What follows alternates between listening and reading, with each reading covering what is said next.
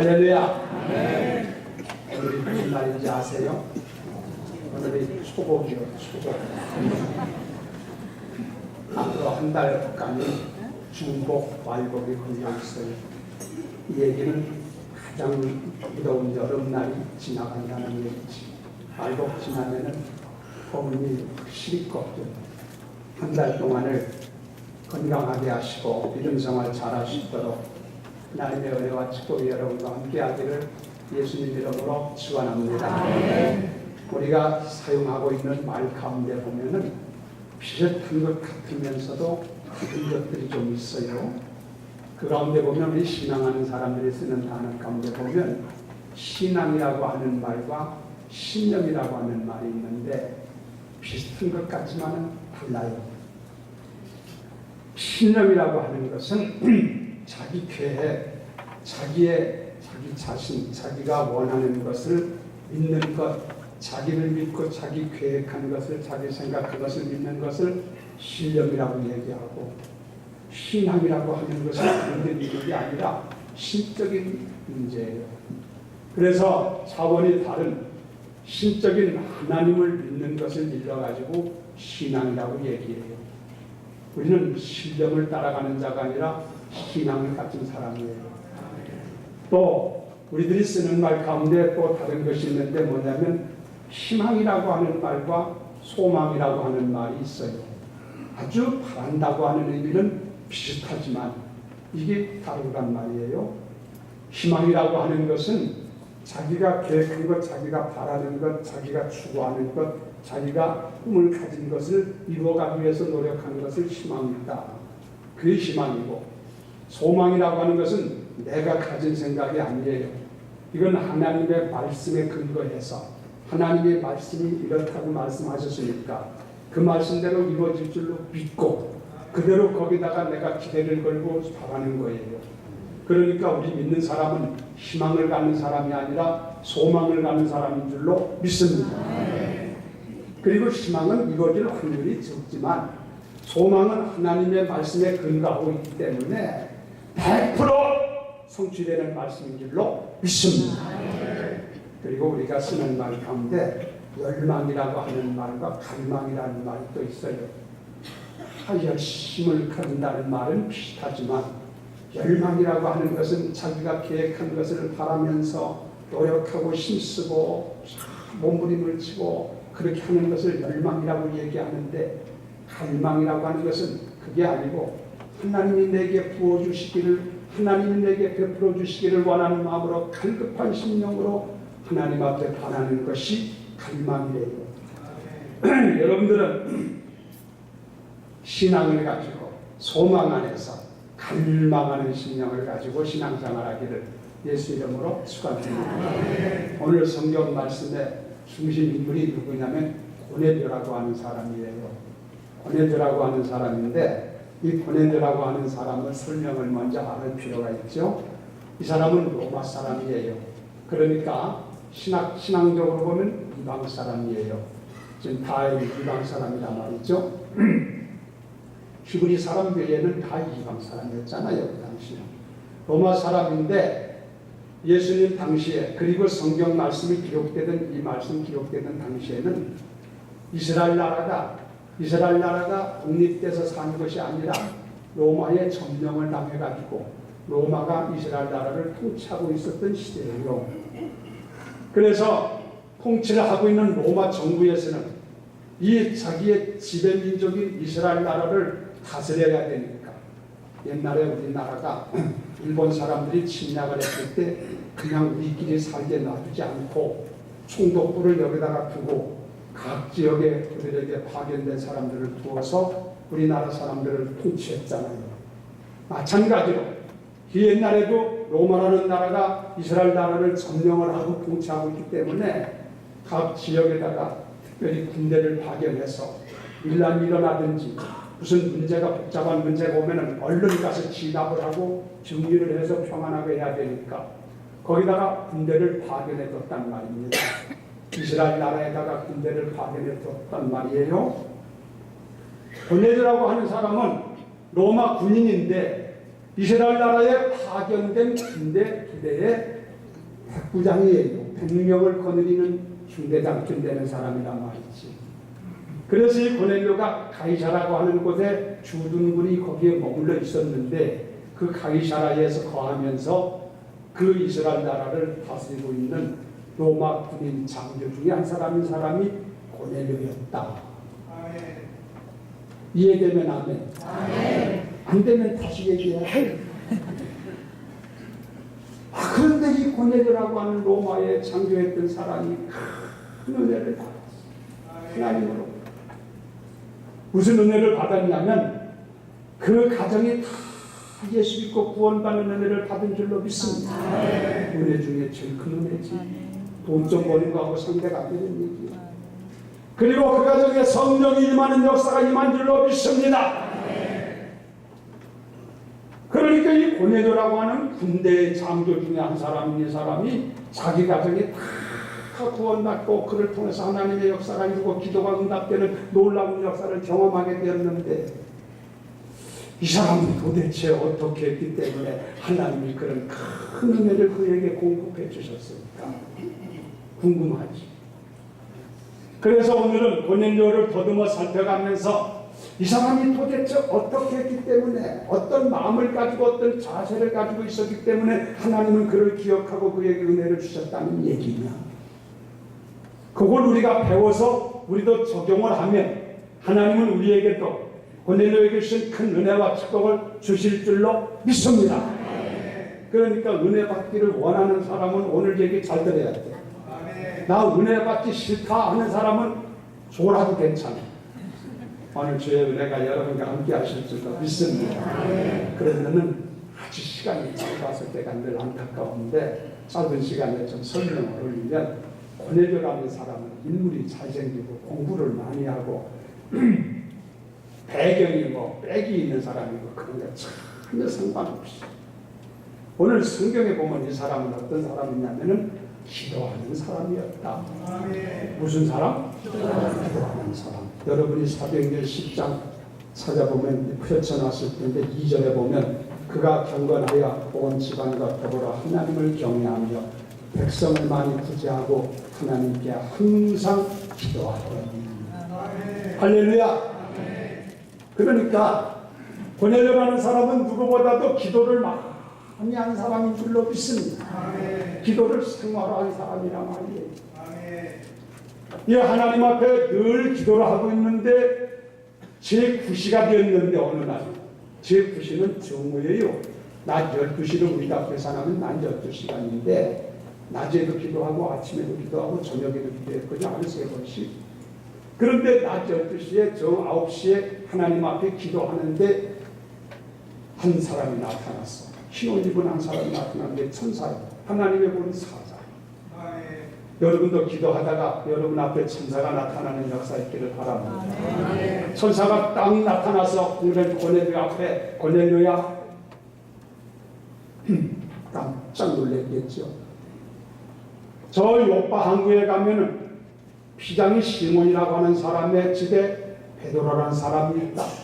베드로가 누군지 아시죠? 베드로라는 사람이 있으니까 그를 청에다가 그의 말씀을 듣거라. 하나님이 천사를 통해서 고넬료에게 이런 지시를 내려준다는 말이죠. 여기서부터 시작이 됩니다. 여러분, 기도라고 하는 것은 은혜를 받는 데에 기본적인 요소인 줄로 믿습니다. 그래서 우리는 기도를 해야 돼요. 하나님은 옛날이나 지금이나 기도를 생활화하고 기도를 열심히 하는 사람에게 하나님의 역사를 진행하는 줄로 믿습니다. 기도하라고 하면 여러분들은 많은 부담을 느낄지 모르고 또 사실상 우리들이 오늘날 시대를 살아가면서 기도하는 것이 부족하고 여러 모양으로 이 부분에 대해서는 참 찾지 못하는 부분이 많지만 그래도 오늘 또 듣고 들을 것은 역시 신앙생활 하려면 기도 없이는 안 됩니다. 여러분은 기도 많이 하는 사람 되기를 바라고 정해놓고 기도하든지 기도를 생활하는 사람 되기를 예수의 이름으로 축원합니다. 사람이요 기도라고 하는 게 쉬운 게 아니지요. 어떻게 보면 중노동 같다고 얘기도 해요. 고넬료라고 하는 사람은 기도하기 위해 편한 환경을 가진 사람이 아니에요. 왜냐하면 이 사람은 직업상으로 군인이라는 말이지. 군인이라고 하는 것은 생활을 하는 사람들이고 언제 무슨 상황이 터질지도 모르고 긴장된 사람들이에요. 이 군인적인 사람, 군인 직업을 가진 사람들이 이게 항상 기도하면서 산다는 게 쉬운 게 아니거든요. 그렇잖아요. 제가 그 군인 생활 해봐서 알아요. 군인 생활 많이 하진 않았지만 제가 군대를 갔는데 제가 믿음이 그때 참 좋았어요. 근데 군대를 갔는데 뭐 훈련소에서 훈련 받을 때는 방법이 있지만 기대를 딱 배치했는데 보직을 제가 괜찮게 받아가지고 그래서 제가 이 보초 쓰는 사람들 있잖아. 보초 우리 부대 안에 보초 쓸 때가 여러 군데인데 이 부대원 가운데 보초를 쓸 수 있도록 매일 이걸 보초 쓰는 사람들을 시간에 맞춰서 정해서 보초 매일 멤버를 정하는 것을 제가 담당했어요. 소무계직입니다. 그래가지고 그걸 하면서 이걸 다 만들어서 지휘관에게 허락을 받아가지고 그렇게 이제 시행을 하는데 근데 내가 기도를 해야 되겠는데 기도를 할 시간이 없어요. 사병이 무슨 기도할 시간이 어디 있습니까? 기울이고 앉아서 그렇게 기도할까 고민하고 연구하다가 야 새벽 시간에 보초 쓰면서 기도하자. 그런 생각을 해가지고 사실 나는 보초를 안 써도 괜찮은 입장에 있었어요. 나는 보초 안 써도 누가 터치하지 않는데.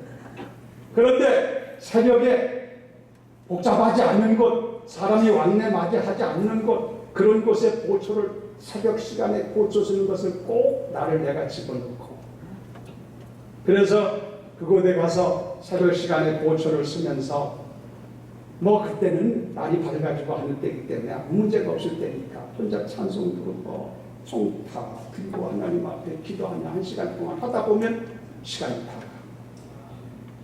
또 어떤 때는 다른 사람이 보초 쓰고 있을 때 기도하고 싶으면 내가 꾸리고 나가서 들어가라고 하고 내가 가서 그 자리에 보초 쓰면서 기도하고 그렇게 기도하면서 살았어요. 그렇게 기도했더니 하나님이 복사 삼아줬어요. 할렐루야. 군대는 보초 쓰고 이렇게 한 군대는 기도하기가 쉽지 않더라는 얘기죠. 이 골레드라고 하는 사람은 환경적으로 여건적으로 봤을 때 배경적으로 봤을 때 기도하기가 다른 사람보다도 불편하고 불리하고 아주 여러 가지로 어렵다는 사람. 그런데도 불구하고 이 사람이 항상 기도했다는 얘기는 참 놀라운 얘기. 우리가 기도를 못한다고 시간이 없다고 뭐 어쩌다고 핑계댈 게 아무것도 없어. 나중에 군애들을 만났을 때 뭐라고 얘기하겠어요. 핑계대지 말고 여러분의 어떤 시간을 이용하든지 어떤 시간을 활용하든지 늘 기도하는 여러분에게를 예수님의 이름으로 축원합니다. 하나님은 기도하는 사람을 통해서 역사한다는 말이죠. 성경에 보면은 기도하는 사람들을 통해서 역사한 장면들이 얼마든지 볼 수 있잖아요. 그 얘기하려면 끝 없어요. 히스기야와 같은 사람 몸이 병들어서 죽게 되었는데 하나님을 바라보고 벽을 향하여 눈물로 통곡을 하면서 하나님 앞에 간구했더니 우리 하나님 아버지가 그의 병을 고쳐주시고 15년간 그의 생명을 연장시켜 주신 줄로 믿습니다. 기도하는 자를 통해서 역사를 하시더라고요. 그리고 성경에 보면요, 하나님의 약속이 있을지라도 그래도 너희가 기도해야 된다고 가르쳐줍니다.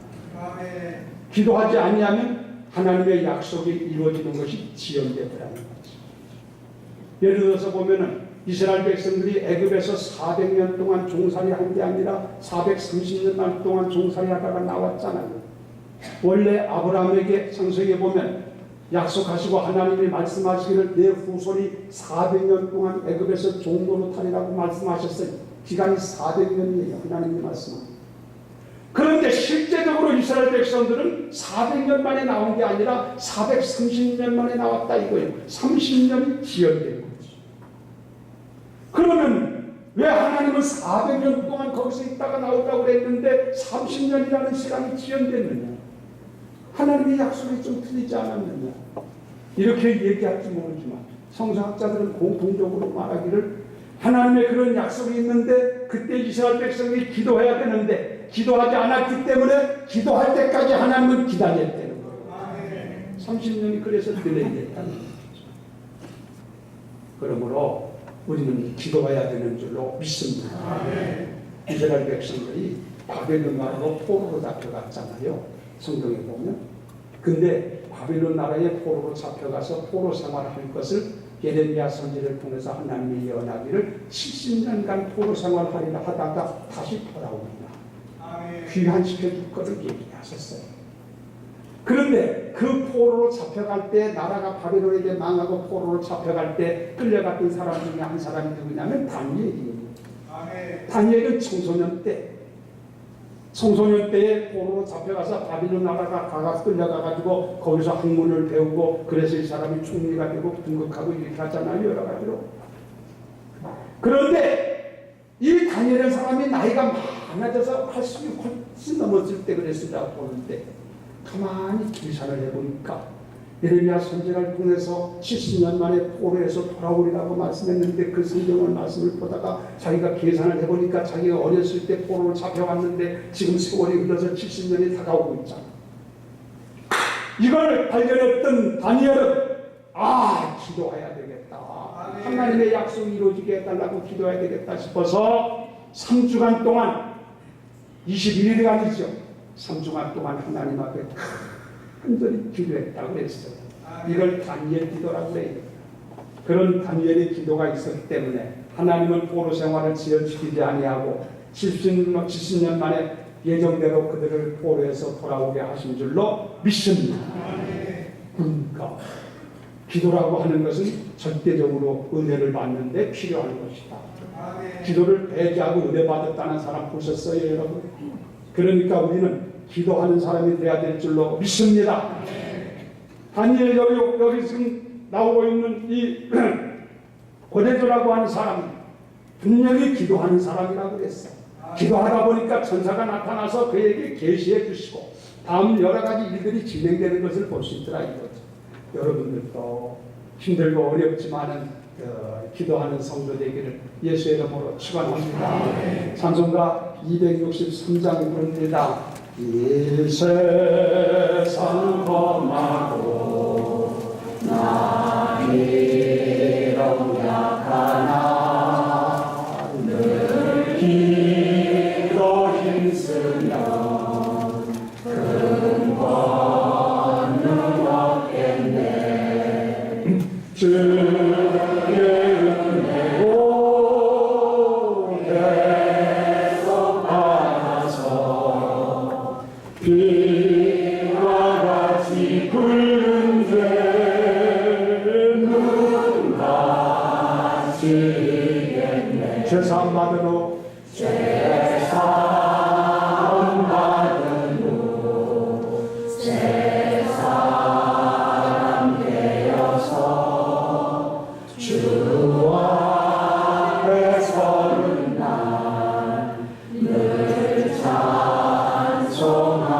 찬송하겠네. 주의 은혜로 계속 받아서 비와 같이 굵은 죄는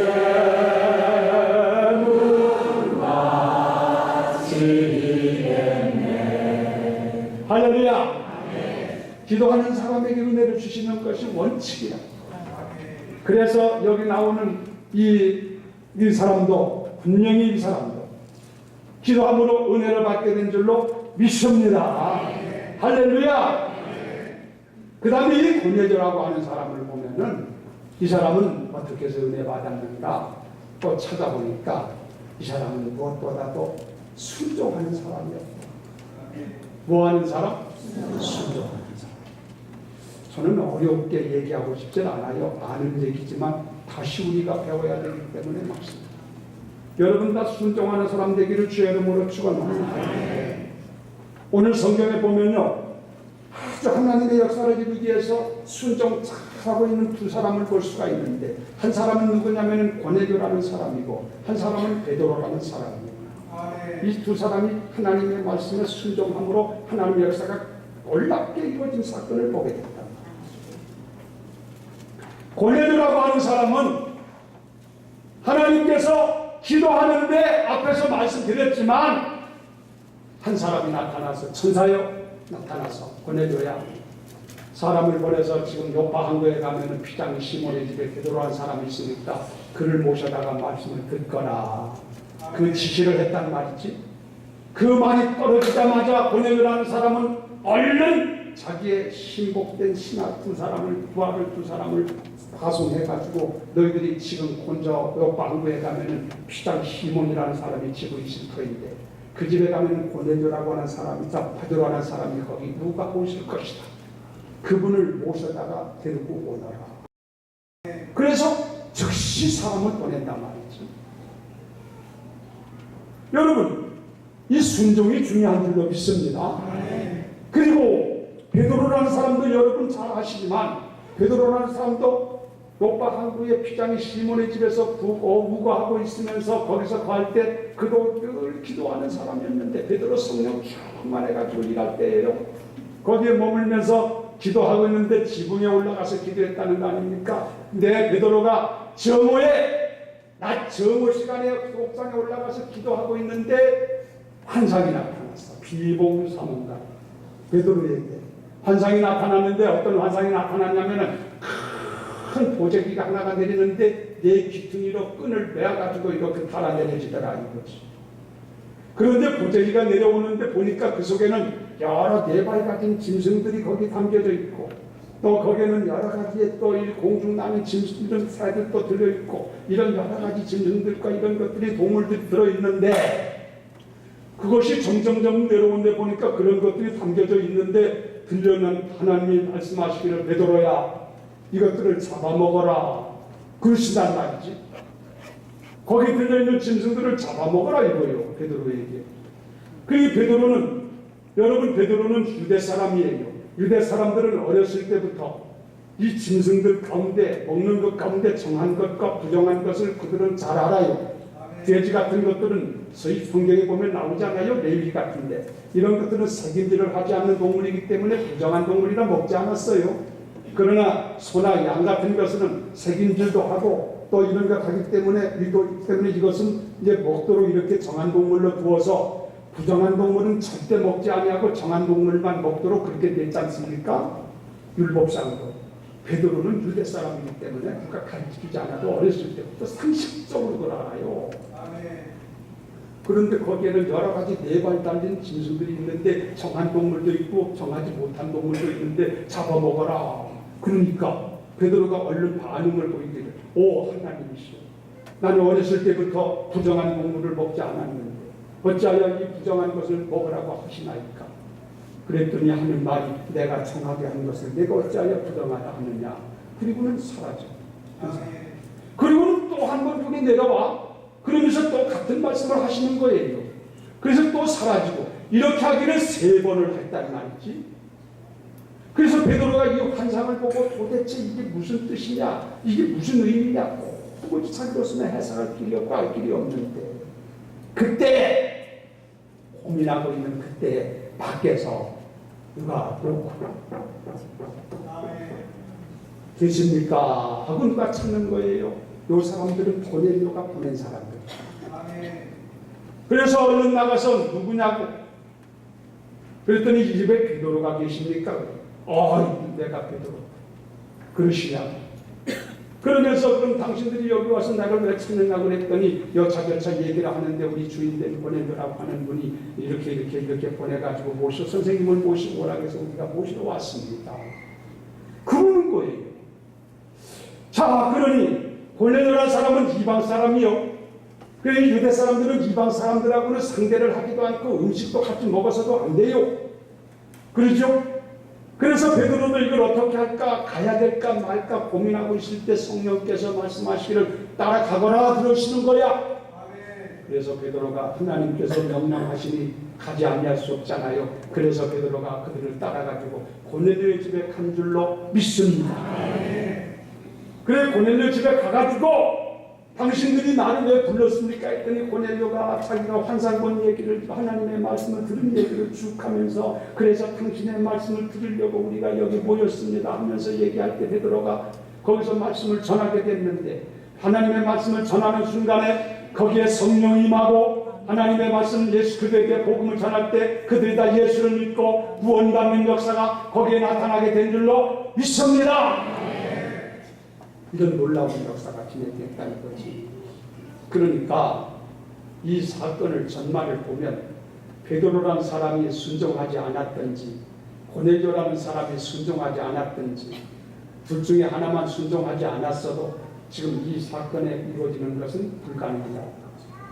그런데 고넬료하고 베드로하고 똑같이 하나님이 계시하시고 타이밍을 맞춰가지고 탁탁 하나님이 지금 역사하는데 저들이 절대적으로 거기에 대해서 순종을 했더니 하나님이 그 순종하는 것을 통해서 놀라운 하나님의 살아계심을 증거하고 나타나서 응답하신 줄로 믿습니다. 그러니까 순종해야 된다. 하나님은 옛날이나 지금이나 순종하는 사람을 통해서 역사를 진행하는 줄로 믿습니다. 그러니 우리들은 순종해야 돼. 이유 없어. 여러분 다 하나님 앞에 순종하는 사람 되기를 예수의 이름으로 축원합니다. 재미있는 얘기 하나 할게요. 여러분 옛날에는 부흥회가 많았잖아요. 부흥회가 많아가지고 이렇게 부흥회를 하면 사람들이 모여가지고 부흥회 하는데 옛날 그 부흥회 할 때 얘기예요.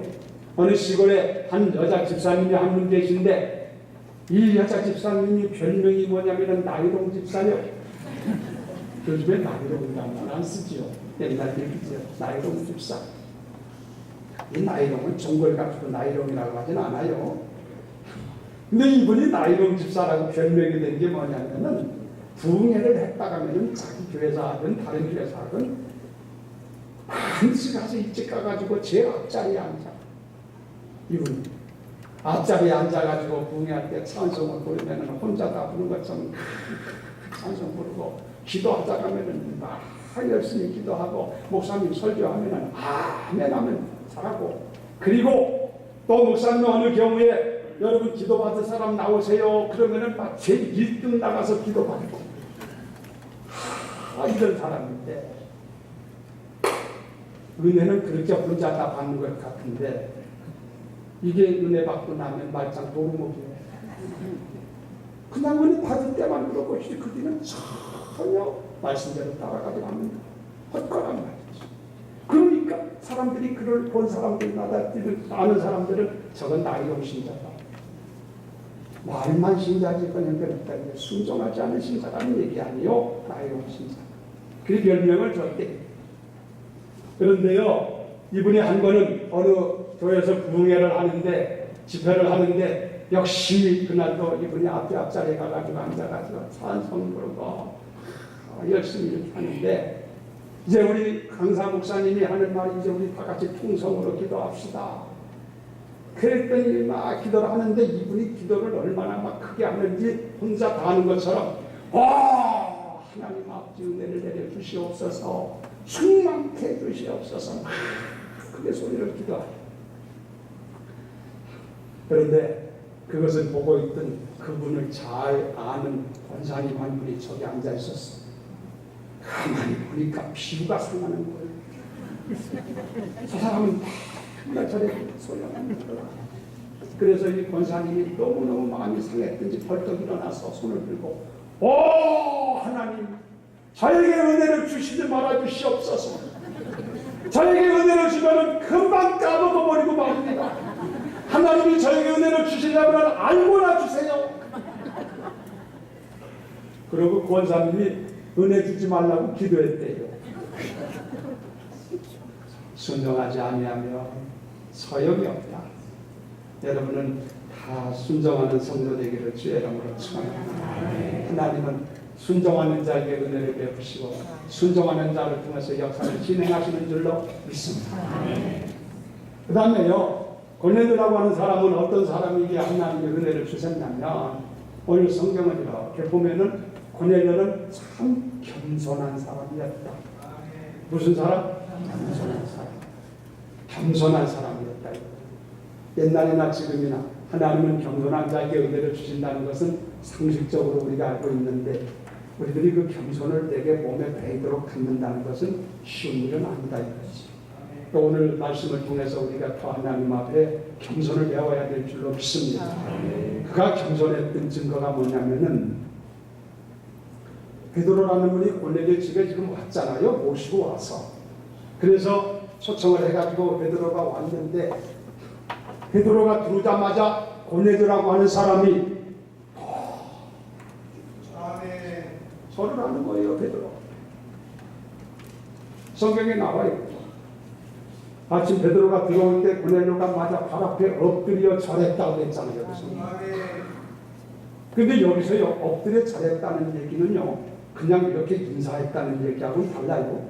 이게 신학적으로 보면요, 신에게 경배하듯이 했다는 것을 가지고 있습니다.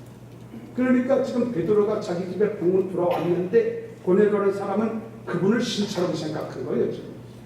그래서 그에게 그래서 저를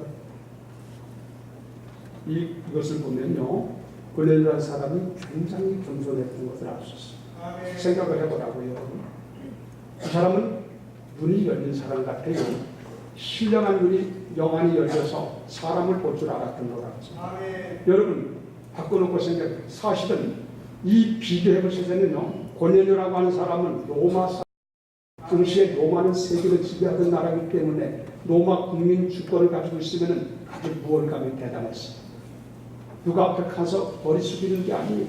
로마의 사람일 뿐만 아니라 고넬료가 로마의 군인 장교요, 더군다나 지배하는 지역에 가가지고 군인 장교를 하니까 그의 세력이 얼마나 심했습니까? 피지배민족은 이스라엘 백성들은 눈알에 보이는 거예요. 자기들은 지배민족이기 때문에. 그렇지 않습니까? 여기 우리 일제시대에 보면 저 어렸을 때만 해도요, 여러분 시골의 순사, 내가 순사를 만나본 일은 없지만 순사가 말만 해도 순사 본 일도 없는데 겁을 벌벌 먹었어요.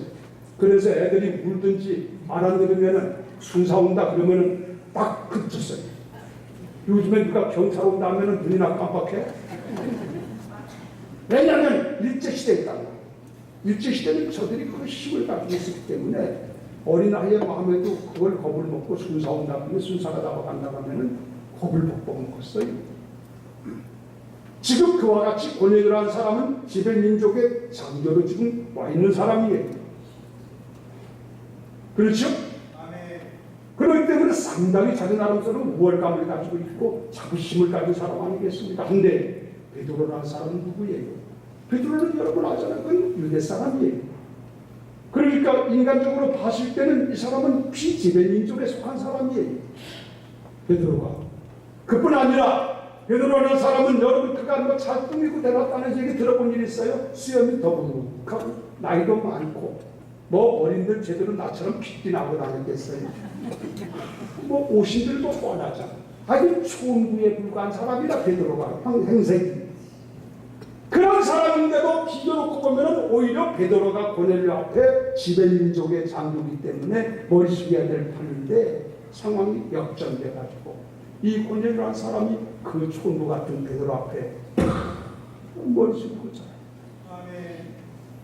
이것은 고넬료한 사람이 신령한 눈이 열려져서 하나님의 사람인 것을 볼 줄 알았고 그의 마음에 겸손함이 있었기 때문에 그런 줄로 믿습니다.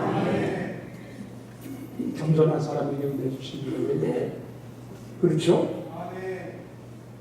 그렇습니다, 여러분. 여러분 그러면서 여기서 한 가지 우리가 놓치지 말 게 뭐냐면은 이 베드로라는 사람도 참 훌륭했다는 것이지.